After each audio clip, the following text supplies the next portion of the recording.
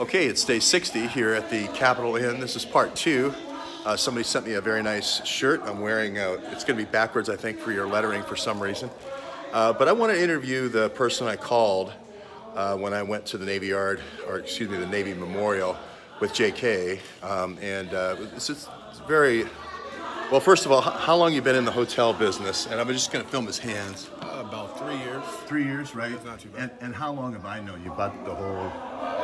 We're going on about 9 months. 8, 9 months. I mean, Going strong. so I've been here a year. Oh, yeah. But you only knew me 8 or 9 months. Yeah, about 8 or 9 months. Okay, now there's some silliness on the internet saying that I was involved romantically with Jenny. Did you ever see me romantic? She didn't give you no type of play, man. No, she never did. And so now the bad stuff. I called you, and what happened the first time you went to the door? You couldn't get in. Couldn't get in. It was locked. What was the light flashing? Couldn't. Just all red actually. Red. Okay. And then you came back down and got the master. Is that how it went? Actually, I had to issue a key. You had to issue a key. Okay. Ask people to work. And there'll be an electronic record of that somehow. Of the key service, yeah. You have the key service. Okay. Can you say what room she's in now that she's passed, or I don't even know what room she was in. Wouldn't be able to tell you the room number. I could say 3rd floor. Yeah, it was third. I remember I was on second. Yeah. So and then you got back in the second time, right? And then can you just say what you saw? Basically, a little bit of disturbance on the room. Basically, saw the blankets at the foot of the bed, and she was basically laying there as peaceful as possible. Yeah. And she was like to one side or the other, or flat back. Yeah. And then you called the 911. Yeah. And how long did it take them to get here? Roughly about 8 minutes. It was that fast. Wow. It was pretty quick. And then they went through the stuff. How long it? They were in the room for like maybe about 2 or 3 hours. 2 or 3 hours. Yeah. Okay. Maybe a little bit longer. Yeah, maybe a little longer. And how long were the police here? Police, actually about like maybe 7, 8. Okay. All right. I'm going to let him go back to his job. So thanks very much. We're going to film out this way. So here's the corner where she was kind of squared up on by the fake police that came over that one night. And then I first met Task Force. This is for the benefit of everybody on the internet. I first met Task Force and interviewed her on that couch, that green couch I just showed you. I sat here and she sat right there. So for folks who want to kind of remember the video when the kid was trapped in the room here, it's the same place. So there's about 25 videos of that from that day. So and Jenny's voice is on that for anybody who thinks I might have changed the hotels or anything. And I'm not being defensive or anything. I just want to really put first of all, I love Marcus Conte. I never thought Marcus would ever set me up. So that if I gave that impression, I'm sorry. If I'm out of breath, it's because I'm out of shape.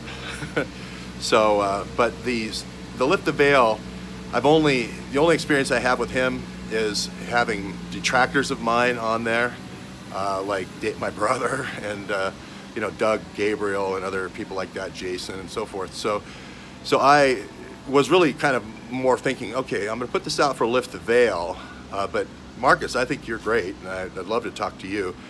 I really did have a big dust up with the family though, about, do not post anything more about us. I posted a picture of the family with her brother Bobby just to let him know that Jenny's remains were being taken care of, and he really went off on me on Twitter. So, I'm trying to balance this out. I published the medical examiner's number so people could call and confirm for themselves that she died.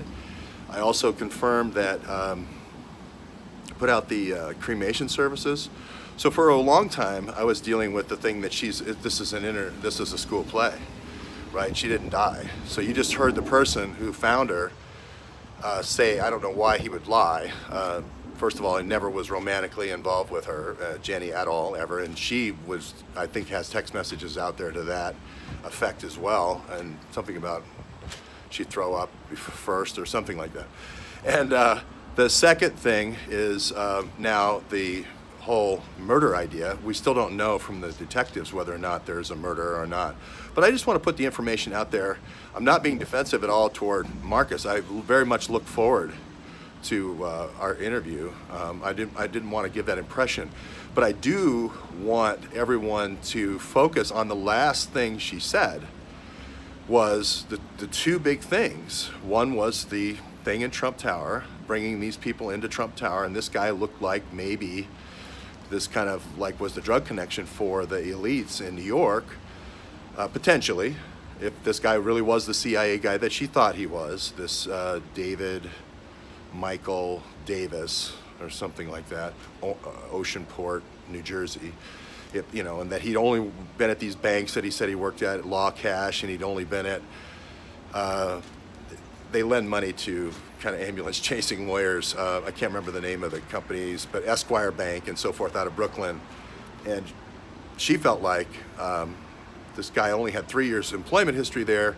It was a cover for this kind of 30-year relationship to feeding kind of this backdoor drug pipeline to the New York elites mainly through bringing in doctors who would write prescriptions, like leave their prescription pad, on their desk and unlocked, and in exchange for bringing them in, it was mainly these Chinese military doctors that somehow had been established. If he was a CIA liaison of some type, I don't know the whole Dennis Shields story, but I do want, the reason I'm doing this is so that we can kind of at least put equal focus on the stuff that she was working on. The other thing she was working on was Lisa Ann Spears with Clotworthy. Those are the last two messages I published. And Clotworthy was the one who was Scott Clotworthy was standing next to the North Korea 3 rocket. That's the latest and greatest technology. Now we know it went up in February of 2016 and put a satellite in orbit. So it sounds plausible that they put their own satellite up there. Right, and she was the one who said it was Gannett was the cover, the commercial cover for the NRO, and the NRO had this Peter Strzok type cabal that was doing this stuff, that was putting stuff up and doing private surveillance and private dossiers and this kind of hit squad for the elites. So I wanted at least as much attention on that because I think she was murdered. It's going to be the last people she talked to. It's going to be the last people she talked to. It's not going to be me who it's... sorry. There's a flip. Sorry, there you go. It's not going to be me who is was here a year with her, and she came back to this hotel, right? It's going to be someone who, the last person she visited with, I believe.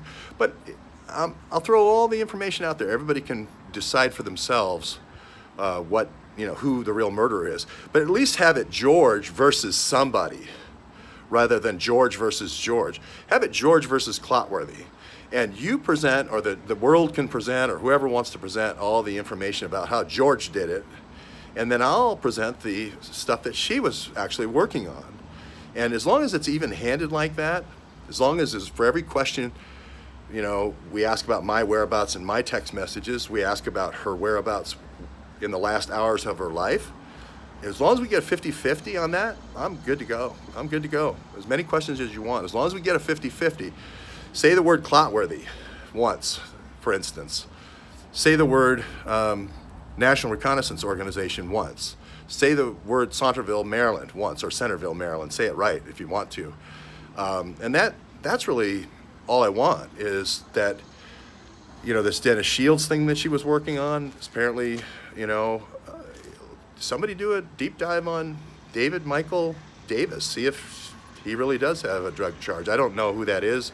I don't know Oceanport, New Jersey. I don't know where that is.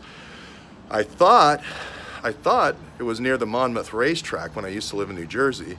And Frankel, I think, Bethany Frankel, her husband, her father used to be a racetrack doctor, and they would get in these gigantic pills.